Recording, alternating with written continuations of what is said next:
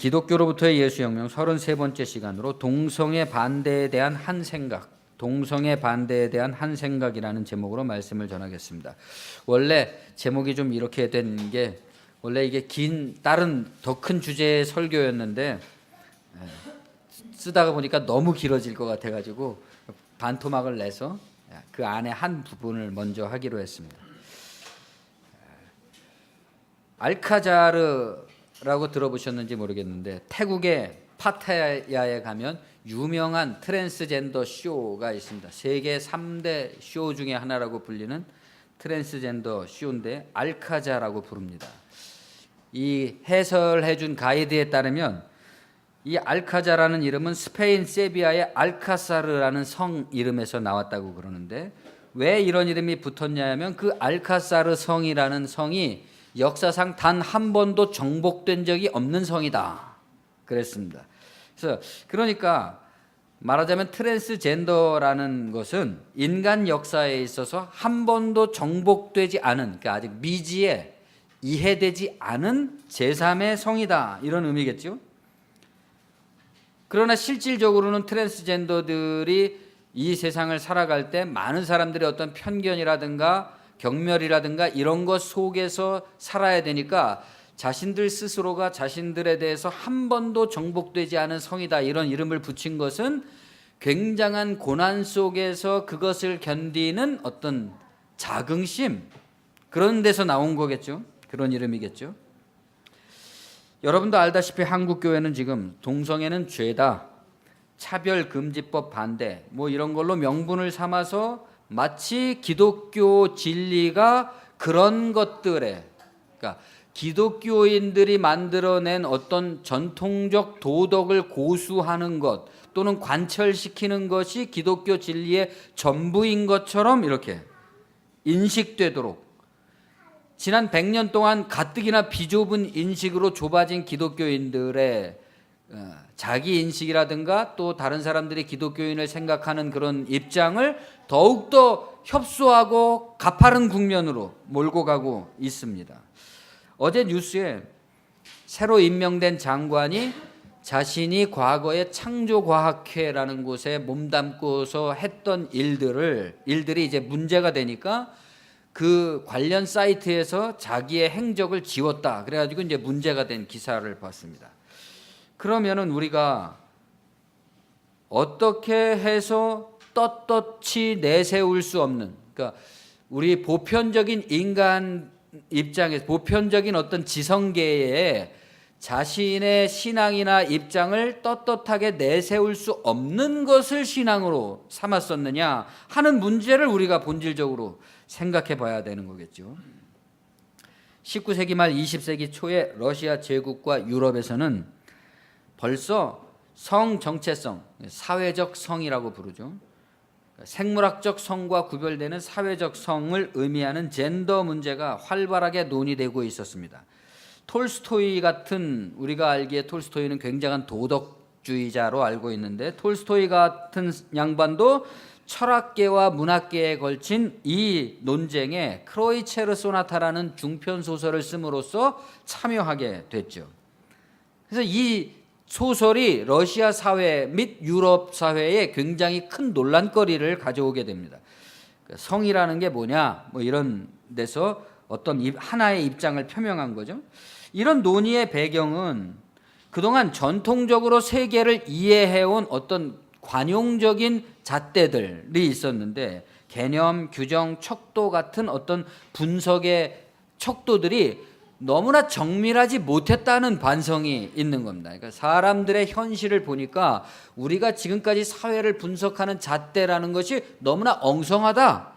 그래서 그 엉성한 잣대로서 만들어낸 제도에 의하면 너무나 많은 인간들이 희생당하고 있다는 거죠.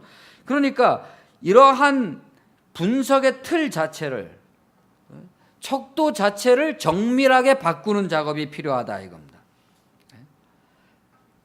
자연의 원리를 이미 주어진 어떤 조상님들에 의해서 주어진 공식이 아니라 보다 정밀한 과학으로 파악하려는 노력들, 이것들이 생겨났는데 그것 중에 하나가 이 성에 대한 것이죠. 인간이 자신의 인생, 문학, 예술, 뭐 종교, 인간이 하는 모든 활동을 이해함에 있어서, 본질을 이해함에 있어서 벌써 그러한 어떤 세상이 정해놓은 규정, 전통 이런 데 입각하는 데서 벗어나서 사람을 좀 더 정밀하게 파악하려고 하는 사람의 의식 수준, 그것은 세상의 어떤 공식적인 입장이 감당하지 못하는 차원으로 벌써 넘어간 거죠. 그 사람은. 그렇게 되면 교회는 이미 그 사람의 수준을 감당하지 못하게 되죠. 그 사람은 여러분도 마찬가지잖아요. 교회 다니면서 우리가 전통적으로 알고 왔던 신앙에 입각해서 그것을 잘 지키는 것을 우리의 좋은 신앙이라고 생각했을 때는 그 안에서 만족했지만, 그러나 사람의 진실한 현실을 보니까 그런 말 갖고는 도무지 말이 안 되거든요. 그래서 그러면 그런 거는 좀 제쳐놓고 사람의 현실로부터 뭔가 하나님의 진리를 도출해보자, 그렇게 이해한 사람은 벌써 교회가 감당하지 못한다. 교회는 벌써 아마 그때부터 뒷전으로 밀려나기 시작했을 겁니다. 그러니까 우리는 어떤 의미로 보면 이미 역사상 퇴조하고 있는 기독교를 받아들인 거죠. 그래서 한동안 열심을 내다가 이제 세계사적 물결, 기독교나 여타의 종교가 퇴조하고 있는 흐름에 갑자기 그냥 밀려 들어가게 됐습니다. 러시아의 종교 철학자들은 벌써 그때 과학적 탐구로서 이 세상의 문제를 해결하는 데 있어서 가장 기초적인 게 뭐냐? 그게 바로 남녀, 성의 문제다. 이렇게 파악하고 있었던 것입니다. 그만큼 이제 인간 사회의 오해가 거기서부터 비롯된 것이 많다는 거죠. 개개인간은 남성과 여성으로 나뉜 불완전한 존재입니다. 여러분도 남자, 여자 이렇게 나눠져 있잖아요. 근데 남성으로서, 여성으로서는 그럼 완전하냐? 그것도 아니더라 이겁니다. 들여다보니까 완전한 남성성, 완전한 여성성을 가진 남자, 여자라는 것은 존재하지 못하더라 이겁니다. 그러니까 인간은 남성과 여성으로 나뉘어져 있지만 실제적으로는 다시 자기 안에서도 불완전하게 나뉘어져 있다. 이 점이 이제 중요하게 제기된 거죠. 그러면 이것은 대단한 발견이잖아요. 이 세상이 벌써 남자 여자라는 개념적인 성별적인 것으로도 구분되어 있고 자기 안에서도 불완전하게 이렇게 나눠져 있다는 것을 발견하게 되니까 거기서 현실을 진단하기도 하고 현실에 대한 어떤 해결책을 제시할 수 있는 단서도 생기는 거죠. 세계의 모든 문제는 이러한 불안과 불완전으로부터 발생했다 이겁니다. 그러면 이 세계의 분열과 불완전으로부터 벗어날 해결책이 있다면 어떤 것이어야 되겠느냐? 개인이 벌써 자기의 불안에서 해결이 돼야 되잖아요. 그렇지 않고서 그냥 개념적으로 뭐 정치를 바꾸고 뭘 바꾸고 그래가지고는 해결이 안 된다. 자기가 심리적으로 존재적으로 자기 안에서 온전함을 이루어야 된다는 거죠. 그러면 이 세계의 분열로부터도 벗어날 수 있는 것이어야만 되고 개개인 간의 분열과 불완전에 대해서 가능한 어떤 해결점이어야지만 해답이 된다는 겁니다.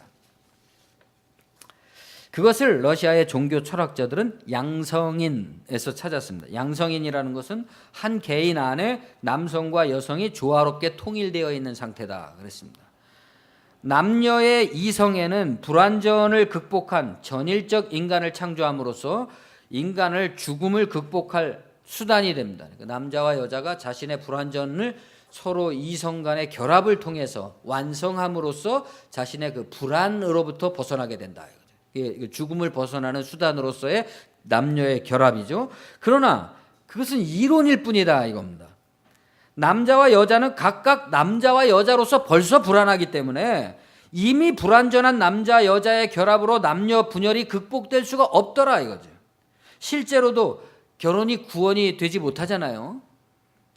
그러므로 그냥 이성 간의 사랑 정도로는 안 되고 남자든 여자든 먼저 자기 안에서 자기 젠더에 대한 정직하고 정확한 이해가 필요하다. 자기 성격, 성향 뭐 이런 것들에 대한 아주 정밀한 이해가 필요하다 이거죠.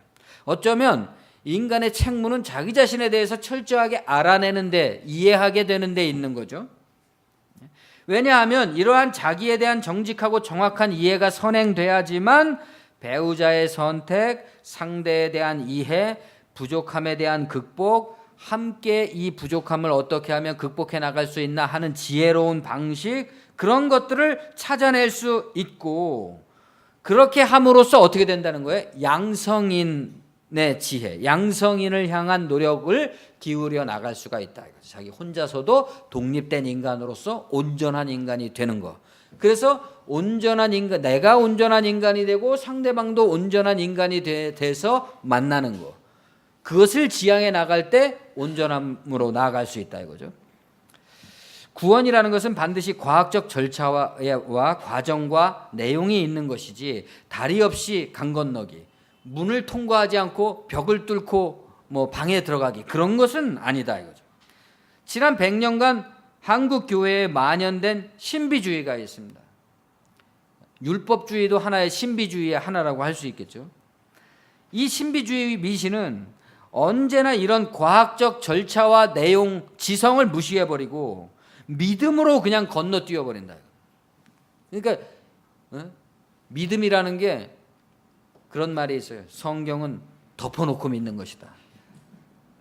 읽지 마라 이거죠. 공부하면 안 된다, 이런 무식한 말입니다. 믿음은 그런 거라고 우리가 알고 있단 말입니다. 지난 100년 동안 그렇게 배웠기 때문에.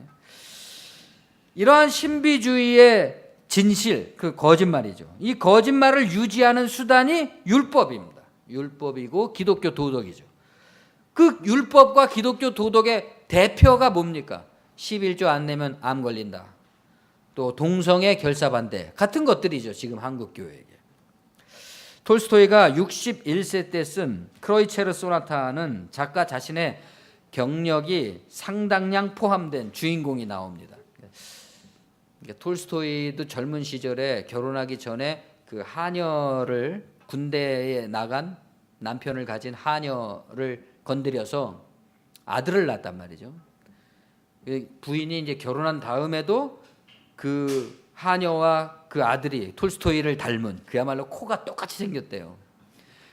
그 아들이 그 집에서, 영지에서 같이 살았단 말이에요. 그래서 그 부인이 굉장히 그걸로 속을 끓이고 엄청난 그 갈등에 시달렸는데, 톨스토이의 작품 중에 이 크로이체르 소나타와 악마라는 작품에 보면 그 자신의 그 자전적 얘기가 나옵니다. 자기도 그 악마에 빠져가지고 헤어나오지 못한 어떤 고백을 우회적으로 한 거죠.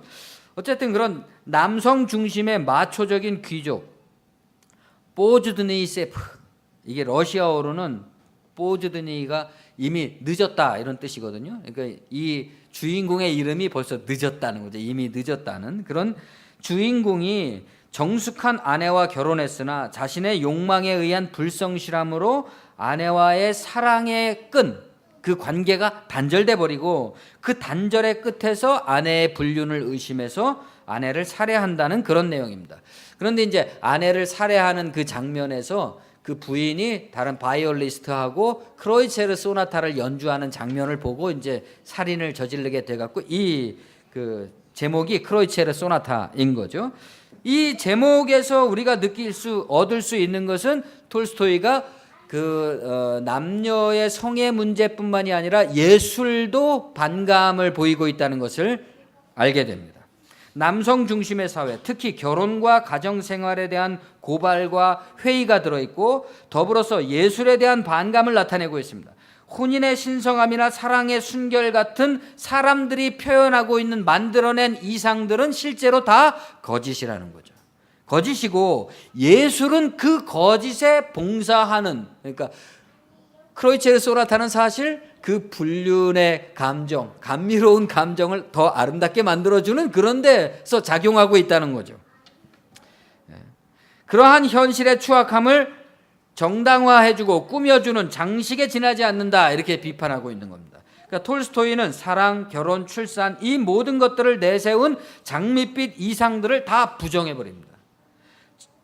지금 한국 기독교는 그런 아전인수의 순수함과 유치함으로, 가정은 행복합니다, 우리는 서로 사랑해야 됩니다, 이런 식의 말들만 주로 하고 있는 거잖아요.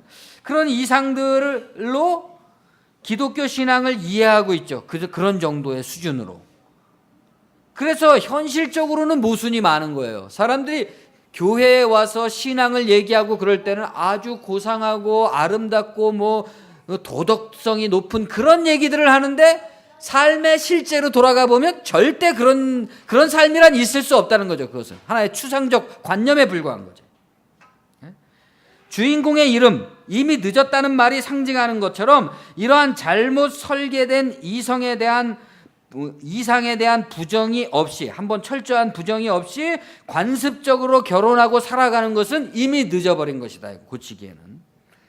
흔히 톨스토이를 도덕주의의 금욕주의자다, 기독교 도덕에 의해서 톨스토이가 성을 부인했다, 이렇게 말들을 하지만 그건 정말 아무것도 모르는 단견에 불과한 견해들입니다. 톨스토이는 이 성을 뭐 없어져야 된다 뭐 이런 얘기를 한 게 아니라 반성적 성찰을 일깨우는 거죠. 톨스토이 자신은 기독교도들이 빚어내고 있는 오히려 이러한 추악한 현실을 고발하면서 기독교 도덕이 만들어내고 있는 부조화, 그런 것에 대한 이해와 성찰을 촉구하고 있는 겁니다.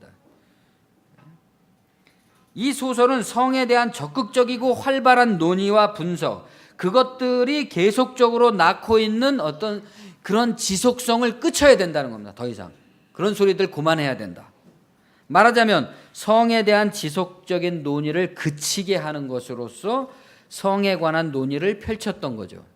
왜냐하면 이 성을 둘러싼 인간의 관습들이 모두 다 현실의 추악함, 인간의 진실을 가리고 있기 때문에. 본문에서 사도 바울이 권면하고 있는 내용과 똑같은 주장이라고 할 수 있는 겁니다. 각 사람은 부르심을 받은 그때의 처지에 그대로 머물러 있으십시오.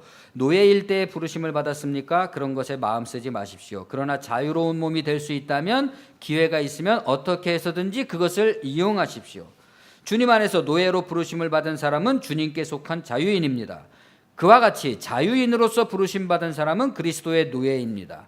여러분은 하나님께서 값을 치르고 사신 사람입니다. 그러므로 사람의 노예가 되지 마십시오. 형제 자매 여러분, 각각 부르심을 받은 그때의 처지에 그대로 있으면서 하나님과 함께 살아가십시오. 제일 중요한 것은 자유인이 되라는 거죠. 자유인이 되라. 그 진정한 자유인이 된다는 것은 곧 그리스도의 노예, 종이 되는 것이다. 그러니까 착각하면 안 됩니다. 그리스도의 종이 되라고 얘기하면서 사람의 종을 만드는 것은 아주 교묘한 왜곡인 거죠.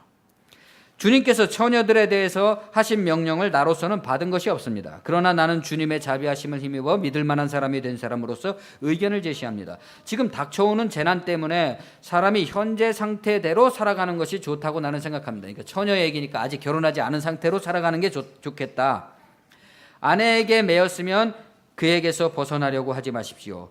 아내에게서 놓였으면 아내를 얻으려고 하지 마십시오. 그러나 결혼한다고 할지라도 죄를 짓는 것은 아닙니다. 그리고 처녀가 결혼을 하더라도 죄를 짓는 것이 아닙니다. 그러나 그들이 살림살이로 몸이 고달플 것이므로 내가 아껴서 말해주는 것입니다. 그러니까 진리에 입각한 삶에 있어서의 어떤 유효성, 경제성, 지혜로움을 얘기하는 거죠. 삶의 여러 부분, 결혼을 둘러싸서 발생되게 되는 여러 가지 문제로부터, 또는 여러 가지 그런 결혼에 준하는 삶의 제도에 속함으로써 발생하는 모든 문제로부터 사람이 벗어나 있는 것이 더 좋다, 이겁니다. 형제자매 여러분, 내가 말하려는 것은 이것입니다. 때가 얼마 남지 않았으니 이제부터는 안에 있는 사람은 없는 사람처럼 하고, 오해하면 안 되잖아요. 아내가 있는데 없는 사람처럼 굴라, 그런 말은 아니죠. 없는 사람처럼 하고, 우는 사람은 울지 않는 사람처럼 하고, 기쁜 사람은 기쁘지 않은 사람처럼 하고, 무엇을 산 사람은 그것을 가지고 있지 않은 사람처럼 하고, 세상을 이용하는 사람은 그렇게 하지 않는 사람처럼 하도록 하십시오. 자기를 부인하라는 거죠. 자기가 지금 열심히 몰두해 있는 그것이 별거 아니라는 것을 인식하라는 거죠. 이 세상의 형체는 사라집니다. 나는 여러분이 염려 없이 살기를 바랍니다. 결혼하지 않은 남자는 어떻게 하면 주님을 기쁘시게 해드릴 수 있을까 하고 주님의 일에 마음을 씁니다.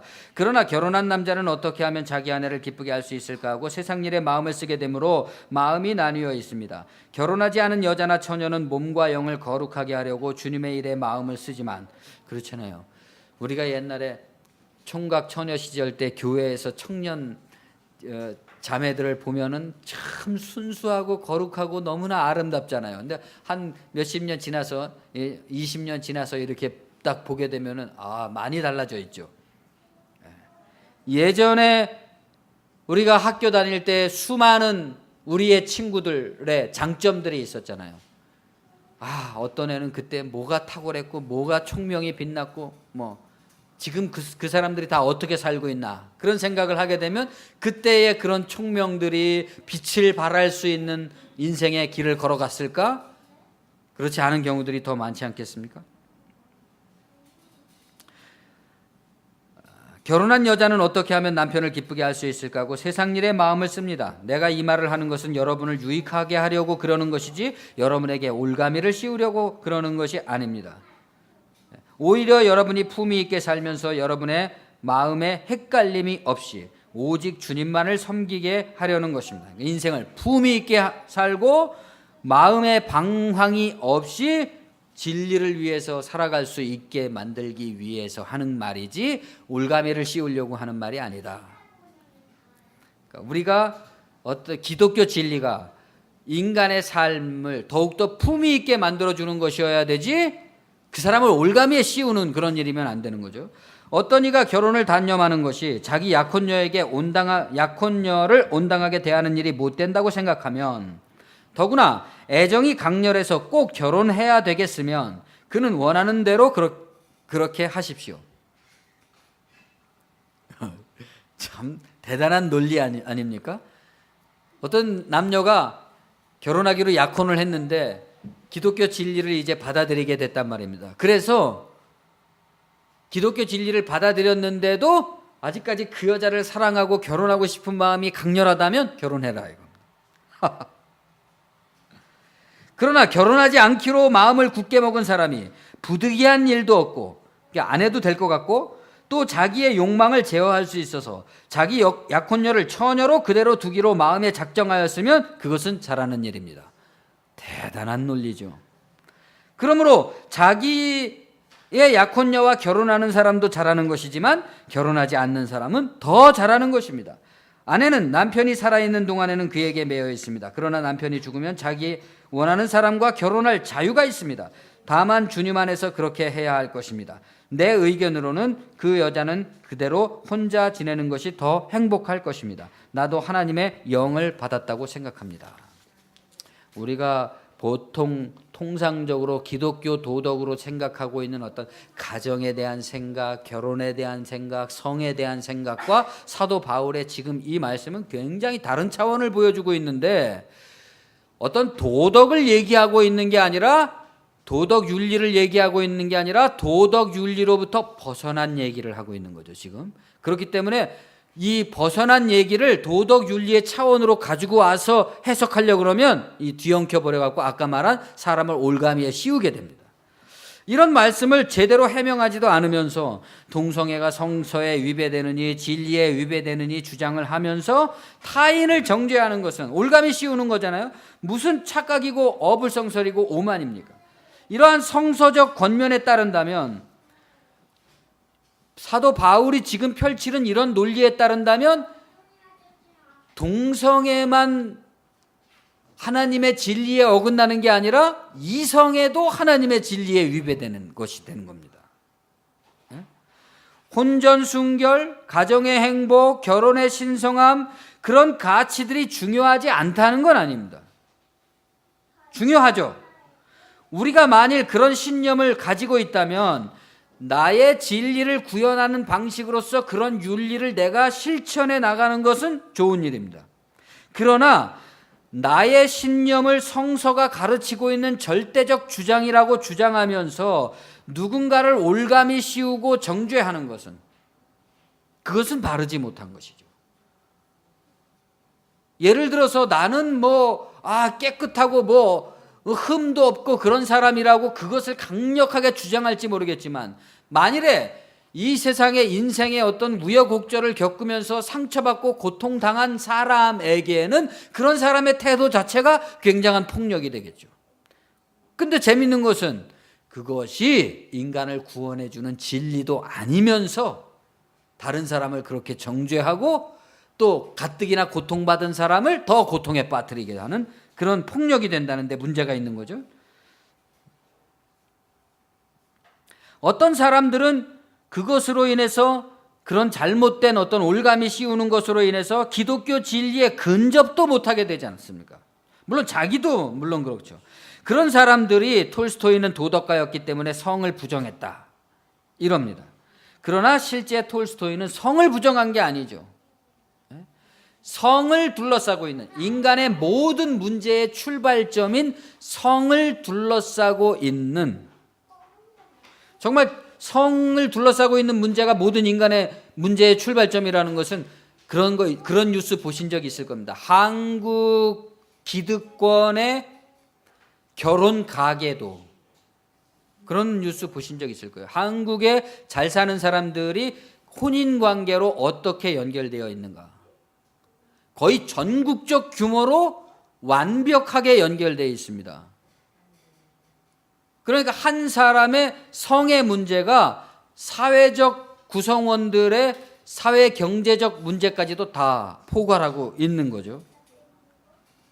그러한 정직한 고뇌의 결과물이 크로이체르 소나타인 것이지, 그걸 다 한 번은 부정해야 된다는 것이지 어떤 도덕적 설교를 하려고 쓴 게 아니다 이거죠.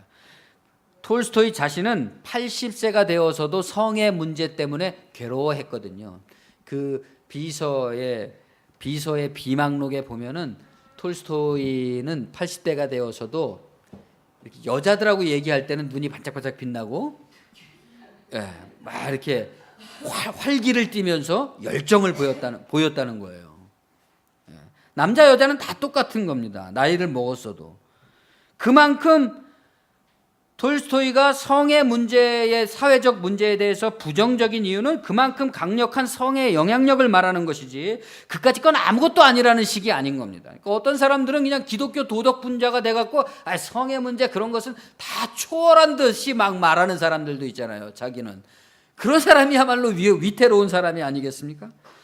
여기서 그대로 머문다는 것은, 사도 바울이 말하는 그대로 머물라는 것은 끝없이 지속되며 진행되는 파행을 그치라는 거죠. 거기서 더 이상 똑같은 삶의 관성으로 계속해서 문제를 일으키는 삶을 거기서 딱 그쳐라.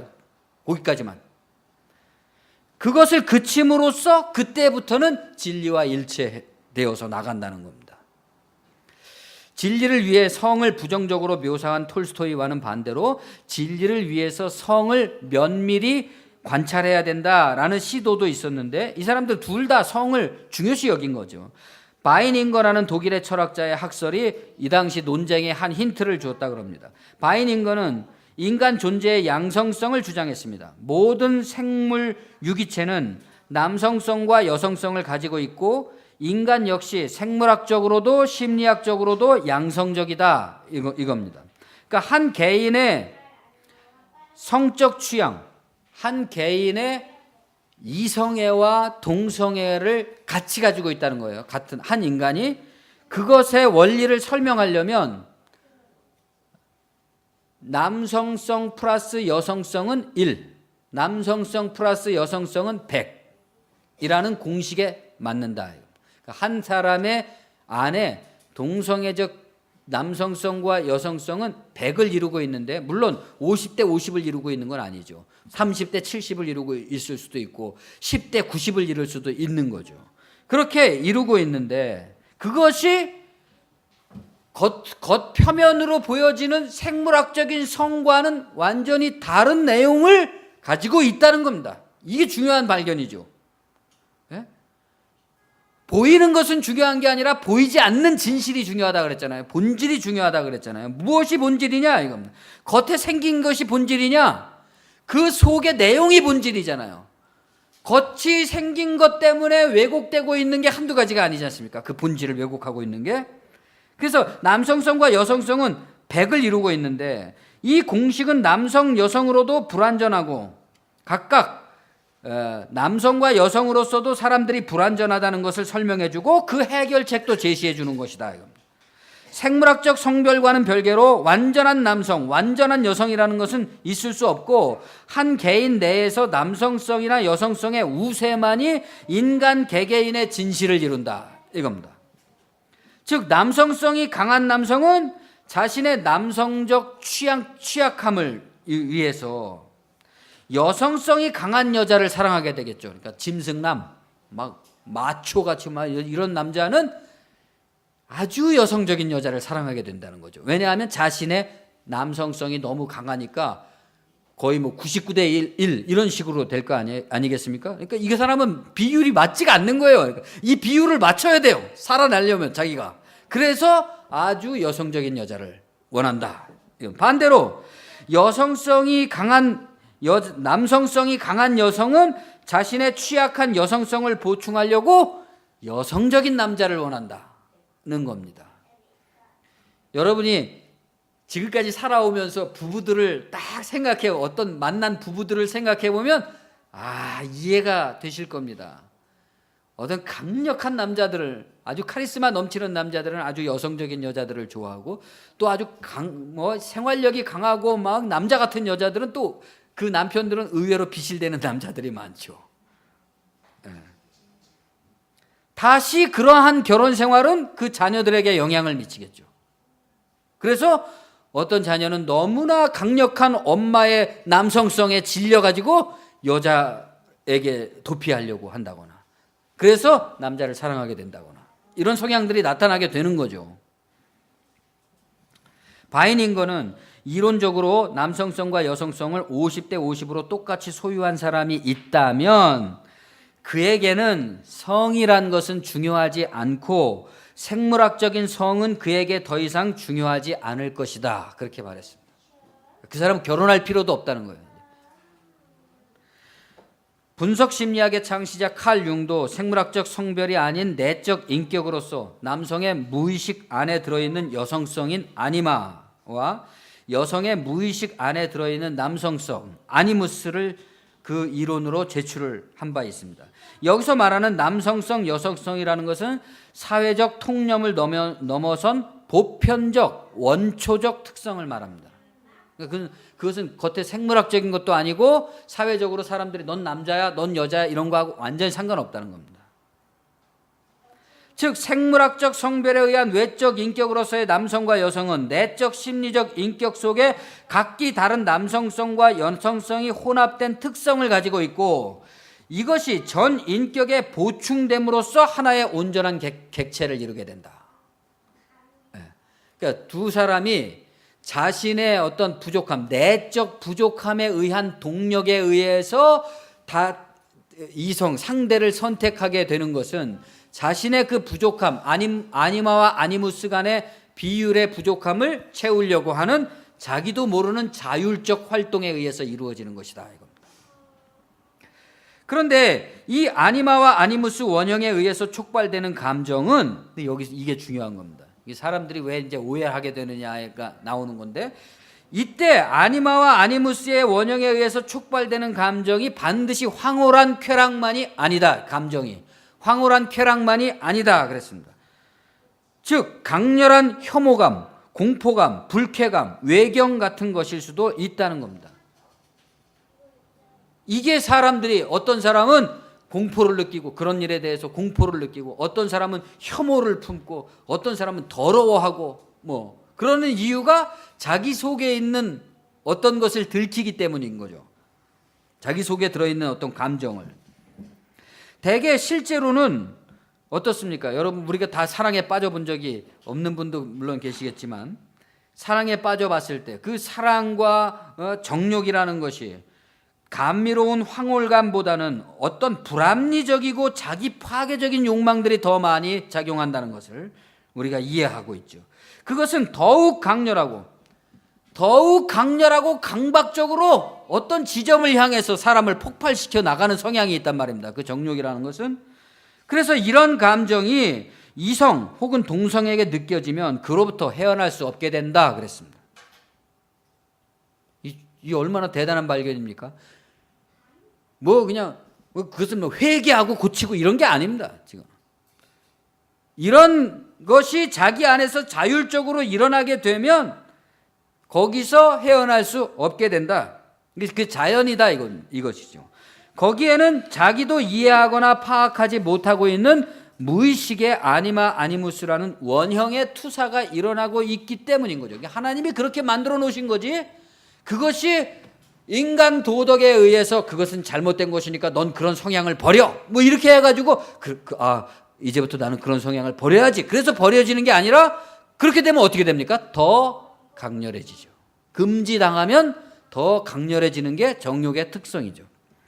융은 아니마와 아니무스의 원형이 반드시 어떤 인물에게 투사되는 것은 아니다 그랬습니다. 그러니까 반드시 성적인 표현으로만 나타내지는 것은 아니다. 예술가 시인은 자신의 아니마 아니무스를 화폭이나 작품 속에 형상화한다 그랬습니다. 예술가마다 자기의 내적 인격의 원형을 투사한 특정한 상징물들, 그러니까 어떤 사람들 최근에 페북에 보니까 어떤 사람은 뭐 이렇게 공중에다가 사과를 던져서 사진을 찍는 그런 테마, 뭐 각 예술가들마다 자기의 그 아니마 아니무스를 투영하는 그러한 매개물들, 상징물들을 사용한다는 거죠. 그러한 예술 행위 속에 들어있는 강렬한 욕구와 성취의 쾌감이 자기의 인격을 완성하고 죽음을 극복하게 해주는 수단이 된다. 대개 남성 중심의 사색에서 신학은 절대 이성이나 우주적 합리성과 관계된 설명으로 신을 탐구하게 됩니다. 오늘 우리가 얘기해 보고 있는 이런 것과는 다르잖아요. 우리가 지금까지 들어온 어떤 신학이라는 것은 위대하신 하나님, 아버지이신 하나님, 어떤 추상적 관념, 이런 식으로 우리의 신앙을 사색해 왔는데, 그것은 하나님을 관념적인 도덕 윤리의 명분에서 추상적으로 탐구하게 하는 거죠. 자꾸만 사람들로 하여금. 그래서 남자들은 이런 신학 논쟁 같은 것들을 좋아하지만 여성들은 별로 좋아하지 않는단 말이죠. 그런 신학적 반성에 의해서 뭐 최근에 뭐 여성 신학이라든가 하나님을 어머니라고 부른다든가 뭐 이런 운동들이 일어나고 있단 말이죠. 하나님이 어떻게 해서 남성이냐? 맞는 얘기죠. 하나님은 남자도 아니고 여자도 아니지 않습니까? 그런 관점에서 무슨 여성의 목사 안수 금지 뭐 이런 것들은 참 어디서 나왔는지 말도 안 되는 얘기들인 거죠. 하나님이 아버지라는, 남성이라는 전제하에서 나온 생각들 아닙니까? 그러니까 그러한 신학적인 남성 중심적 사색에 대해서 반성함으로써 그러한 신학적 사색을 추상적 관념이 아니라 인간의 감정, 인간의 마음, 인간의 신체, 일상의 체험에서 발견하는 것으로 바뀐다. 그에 따르면 일상이라는 것은 가장 종교적인 현장이고 현상이다. 그러니까 여러분과 제가 이렇게 날마다 밥 먹고 생각하고 사람들 만나고 얘기하고 사는 것이야말로 가장 큰 종교 행위다. 교회에 와서 따로 예배드리는 것이 종교 행위가 아니라, 일상 중에서도 그럼 가장 최소 단위이자 바탕을 이루고 있는 것이 뭐냐? 사람의 마음이다. 사람의 마음이야말로 하나님이 계신 곳이고 하나님이 깃드시는 장소가 됩니다. 신성하고 거룩한 장소가 따로 존재하는 것이 아니라 하나님이 계신 곳이 거룩한 곳이죠. 하나님이 내 몸, 나와 함께 계시다면 이것이 가장 거룩한 것이다. 그럼 이것이 하는 일은 세상적인 관점에서 볼 때 너는 도덕적으로 저질이야 뭐 어쩌고 저쩌고 판단할 수 있지만, 그런 차원을 떠났다. 하나님이 나와 함께 하시는 이 자체가 벌써 신성하고 거룩한 것이다 라는 발견이죠. 신은 대규모 예배당이나 찬양이 울려 퍼지고 파이프 오르간이 연주되는 그런 곳에 계신 것이 아니라, 너희는 너희가 하나님의 성전인 것과 하나님의 성령이 너희 안에 거하시는 줄 알지 못하느냐? 알면 그곳이 하나님의 성전이다. 거기서 벌어지는 일들이 하나님이 하시는 일이다. 그러한 사색에서 하나님은 더 이상 신비적인 존재가 아니라 사람이 능히 감각하고 느낄 수 있는 실제적인 분이 됩니다. 자기 속에서 있는 거죠. 러시아의 철학자 로자노프라는 사람이 이렇게 말했습니다. 결국 하나님은 나의 생명이다. 결국 하나님은 나의 삶이다. 나는 그를 위해서 그를 통하여 살 뿐이다. 신의 밖에서 나는 없다. 나에게 있어 신이란 무엇인가? 나는 그를 두려워하는 걸까? 전혀 아니다. 이거 말을 바꿔서 해보면 우리가 될 겁니다. 우리는 하나님을 두려워해야 되나? 전혀 아니다. 신은 나를 벌할 것인가? 하나님은 나를 벌 줄 것인가? 전혀 아니다. 신은 내게 미래의 생을 줄 것인가? 하나님은 나에게 죽은 다음에 천국을 예비해 놓으신 건가? 아니다. 신은 나를 먹여 살리는가? 아니다. 그를 통해 나는 창조되어 존재하는 것인가? 아니다. 그렇다면 나에게 있어 그는 도대체 어떤 존재인가? 나의 영원한 슬픔이자 기쁨이다. 하나님은 나의 지금 현재 살아있는 나의 기쁨과 슬픔이다. 그 모든 것이 신적인 현상이다. 그 어떤 것과도 관계가 없는 특별한 슬픔과 기쁨이다. 그렇다면 신은 나의 기분이 아닐까? 나는 나를 슬프게 기쁘게 만들고 나와 함께 이야기를 나누고 나를 꾸짖고 나를 위로하는 존재를 사랑한다. 그랬습니다. 하나님을 보이지 않는 어떤 곳에서 찾으면서 주님 어떤 외부적인 힘이 나에게 와서 나를 구원해 달라고 그러는 게 아니라 자기 자신에게서 일어나고 있는 기쁨과 슬픔을 전혀 새로운 관점으로 바라보게 되는 것, 바라볼 수 있게 되는 것이 신적인 안목을 갖게 되는 것이라는 거죠. 그리고 내 안에서 벌어지고 있는 일들을 전에는 하나의 뭉뚱그린 관념으로서 나는 이 정도로 괜찮은 인간이 돼야 된다고 생각했던 그런 신앙을 이제는 버리고 내 안에서 일어나는 지극히 사소한 기쁨과 슬픔을 감사하고 사랑할 수 있게 됐다. 오해를 하면 안 됩니다. 자기가 파악하고 이해하는 수준으로 무조건 정죄하려는 건 경솔한 태도죠.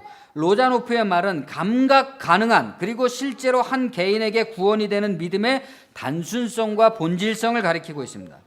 가령 하나님은 내게 미래의 생을 줄 것인가? 아니다 라고 말했다 그래서 그러면 이 사람은 내 생의 구원의 확신을 부정한 것이다 이렇게 생각하면 안 된다.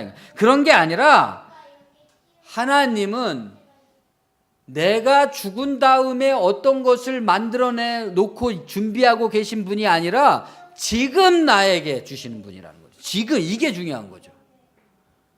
그러니까 우리의 기독교적 신앙이라는 것이 잔치집에 가서 잘 먹어야지 그러고 열흘 동안 굶는 그런 생활이 아니다 이겁니다. 지금 먹는 것이 아무리 소박한 반찬일지라도 지극히 맛있고 단 것이라는 것을 알게 된 데 있는 거죠. 그런 게 지금 살아있음으로써 있는 그대로 부르심을 받은 그대로 존재할 수 있는 근거죠. 나는 바뀔 필요가 없습니다. 더 이상 그냥 하나님이 나와 함께 하신다는 것을 알게 되면 되는 것이지 나는 여기서 벗어나서 더 훌륭한 인간이 돼야 된다 이렇게 하면 안 된다 이거죠. 그에 따르면 종교는 자기 자신 자체이죠. 일상입니다. 그리고 그것은 어떤 인위적인 추구와 노력과 수준이 요구되는 게 아니라 있는 그대로 그 자체로 충분한 거죠. 내가 이렇게 존재한다는 것은 하나님이 존재하신다는 것이고 하나님이 나를 사랑하신다는 증거다. 단지 그것을 알기만 하면 된다. 매 순간 자기에게서 일어나는 것이 하나님의 일이라는 것을 알게 되면 그 사람은 바뀌지 말라고 그래도 자연스럽게 바뀌게 된다. 지상의 삶, 그는 하나님을 지상으로 오시게 해서 자기의 삶 속에 용해시키려고 하는 겁니다. 그 중에서도 지상의 여러 가지 삶 중에서도 인생의 가장 기초를 이루는 성, 하나님의 나타나심의 가장 중요한 도구가 인간에게 있어서 성의 문제겠죠. 기초 문제가. 왜냐하면 모든 인간은 남자 아니면 여자로 태어나기 때문인데 남자 아니면 여자로 태어난 그 속에 벌써 인간 존재 문제의 모든 것이 다 들어있기 때문에 그렇다 이겁니다. 로자노프는 이러한 성에 대한 인식이 없이 관념적인 신학 논의로만 살아가는 종교인들을 무성인, 성이 없는 인간이다 그랬습니다. 그 사람은 실질적으로 성이 없는 사람인 거죠. 심지어 그런 사람들을 무신론자라고 비판을 했습니다. 그렇죠? 로자노프의 견해에 따르면 하나님이 자기에게 들어와서 자기 자신의 모든 기쁨과 슬픔 이 자체가 하나님의 발현인데 이것을 떠나서 어떤 추상적 관념으로 살아가고 있는 무성인들은 무신론자가 되는 거죠. 이런 사람들이 많지 않습니까? 그에 따르면 이 세계는 끊임없이 움직이는 신비롭고 단일한 우주로서 하나의 전체라고 그랬습니다. 하나의 전체, 온전함을 이루고 있는 전체다 이거죠. 그 안에 우리 인간들도 존재하는데 그 존재 방식이 모든 존재의 존재 방식이 성이다. 이건 동양의 사상하고 똑같잖아요. 동양은 음양오행을 주장하지 않습니까? 음과 양으로 이루어져 있다. 남자와 여자로 이루어졌다. 남성성과 여성성으로 이루어졌다는 겁니다. 이 우주적 전체가. 그래서 이 우주적 전체에게는 하나님께서 모든 것을 창조하셨지만 단 하나의 창조 행위를 남겨놓으셨다는 거예요. 그게 뭡니까? 성적 결합. 이 성격과 성격, 음과 양의 끝없는 결합에 의해서 끝없는 재창조가 새로운 창조가 이루어지고 있는 이 창조를 하나님께서 인간에게 이 세상에 남겨두셨다는 거죠. 그러니까 성이라는 것은, 성의 어떤 불균형이라는 것은, 부족함이라는 것은 하나님이 인간에게 부여하신 마지막 창조 행위다. 그것을 극복해 나가는 과정, 자기 자신을 발견해 나가는 과정, 자기의 또 짝을 찾아가는 과정, 이러한 모든 것이 창조 행위를 완성함으로써 온전한 전체를 이루어가는 것이다 이겁니다. 어쨌거나 하나님은 나의 영원한 기쁨이자 슬픔이다. 이 말은 정말 멋진 말이죠. 여러분 각자가 느끼고 있는 자기의 기쁨과 슬픔이 곧 하나님이다. 남녀의 구별, 젠더의 자기 확인과 인정이라는 것은 타인이나 설정된 규정에 의한 것이 아니라 심리적 자기 고유성에 있습니다. 그리고 그것이 엄연히 존재하는 한, 그리고 그것이 타인에 대한 폭력이나 악행으로 발산되지 않는 한, 있는 그대로의 그 존재는 다 그럴 만한 이유가 있기 때문에 그 존재 자체가 인정돼야 되는 거죠. 그것은 구원을 향한 하나님의 창조 행위를 완성하라는 신적 방식인 겁니다.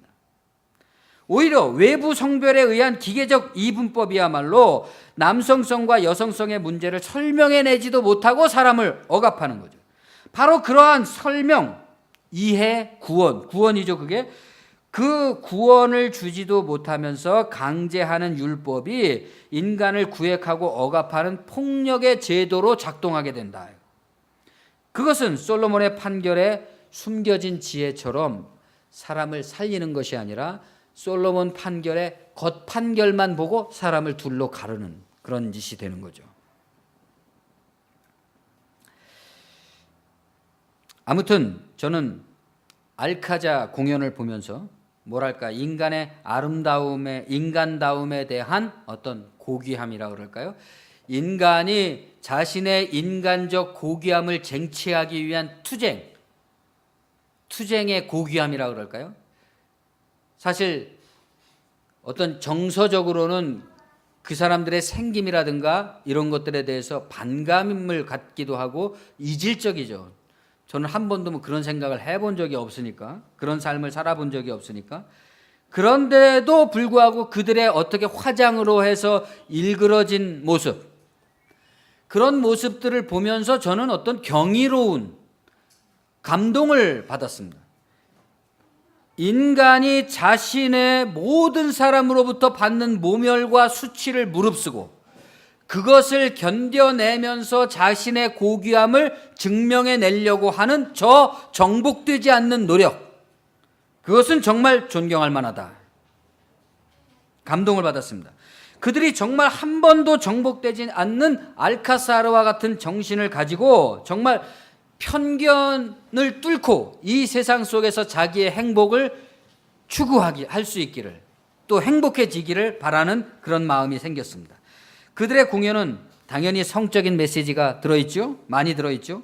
오랫동안 억압받고 괴로웠으니까 그 부분을 표출하기 위한 거죠. 그러니까 우리가 뭐 동성애 퀴어 축제나 이런 걸 할 때 어떤 사람들은 꼭 뭐 동성애 축제를 하면 꼭 저런 식으로 해야 되나 그러면서 또 이제 화를 내는 사람들도 있는데 거기에는 또 그럴 만한 이유가 있는 거라는 거죠. 그 사람이 억압받은 내용 자체가 성적인 거기 때문에 성적인 메시지로 분출할 수밖에 없다는 거죠. 그들의 공연은 오랫동안 억압받고 괴로웠으니까 그런 겁니다.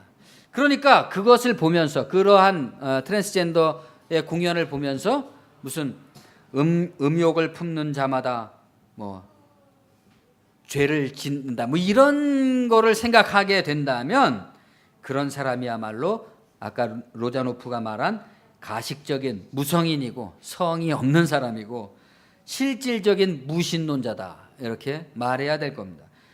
그런데 문제는 우리 한국 교회가 정말 남자도 아니고 여자도 아닌 사람들 천지, 또 하나님을 누구보다 열심히 믿고 있지만 그 행실을 성격 나타내는 태도로 보면 전혀 무신론적인 사람들이 너무 많다는 데 문제가 있죠.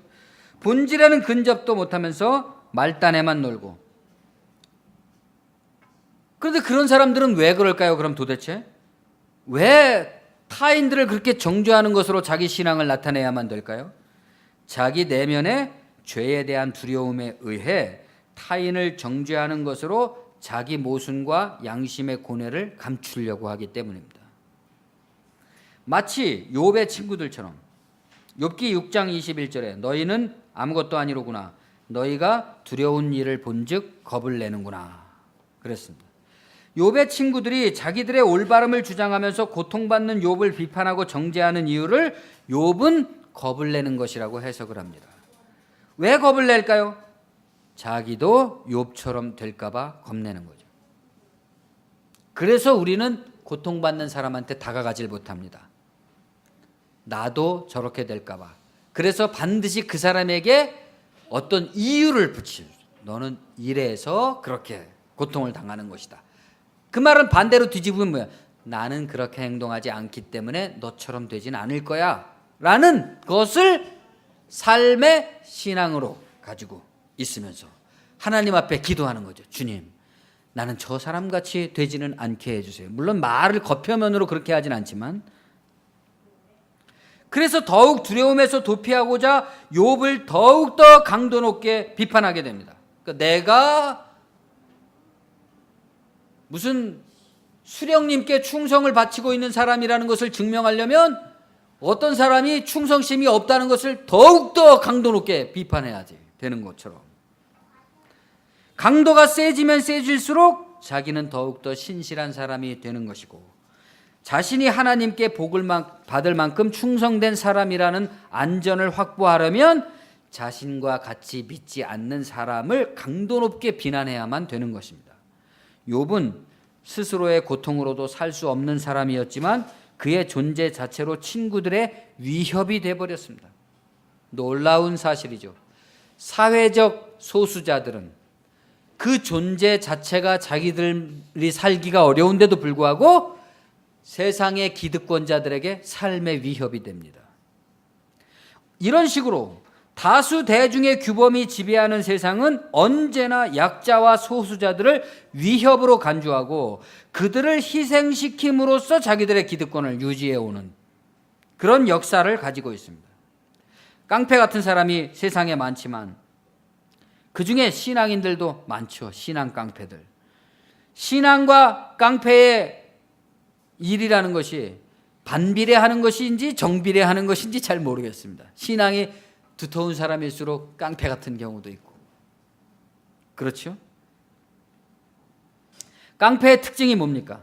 무식하다는 겁니다. 자기가 지금 저지르고 있는 행동의 무례함과 폭력성을 이해하지 못하는 겁니다. 동성애든 동성애 반대든 우리는 표피가 아니라 본질을 봐야 됩니다. 어떤 사람이 그러면 묻겠죠. 그러면 너는 동성애 찬성이라는 말이냐? 그런 질문을 그치자. 이제 더 이상 그런 말을. 반대든 찬성이든 우리는 본질을 보면은 인간으로서 어떻게 대접해야 되는지 분명한 행동의 지침이 생길 것입니다. 살리는 것은 영, 본질이지 육, 비본질은 쓸데가 없다. 내가 너희에게 이른 말이 영이요 생명이다. 그랬습니다. 기도하겠습니다. 주님 은혜를 감사합니다.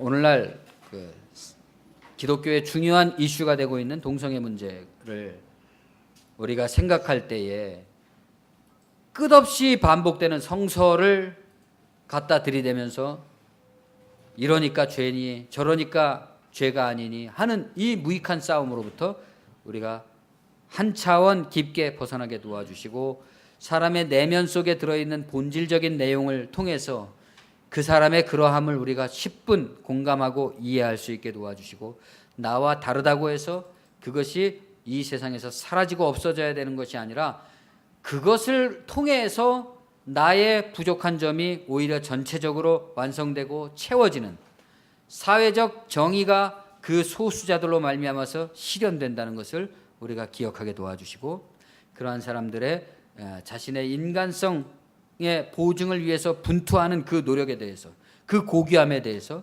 우리가 하나님의 신앙의 진리의 입장에서 내가 나의 일상의 삶 속에서 하나님을 발견하고 나의 모든 것을 용서받고 나의 삶을 고귀함으로 품위 있게 나아가게 하듯이 그도 역시 그러한 삶의 도전 가운데 있다는 것을 이해하고 우리가 함께 연대하며 온전한 하나를 이루기 위해 협력할 수 있는 그러한 성숙한 그리스도인들이 될 수 있도록 인도하여 주시옵소서. 예수님의 이름으로 감사하며 기도합니다.